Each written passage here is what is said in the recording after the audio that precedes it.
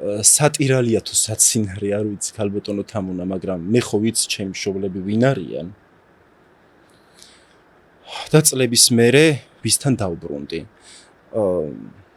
გორის რაიონიდან გამოჩნდნენ ადამიანები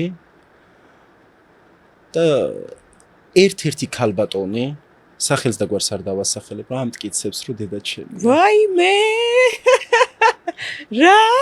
ამტკიცებს, რომ დედა ჩემია და ესე იგი მე და ბიოლოგიური დედის შერიგების ვიდეო რო ნახა და მიტევების და რაღაცა რომ დაინაი კარგი ურთიერთობა ამეწყო და დამილაგდა ურთიერთობა დედასთან, მერე მომწერა ამ ქალბატონმა.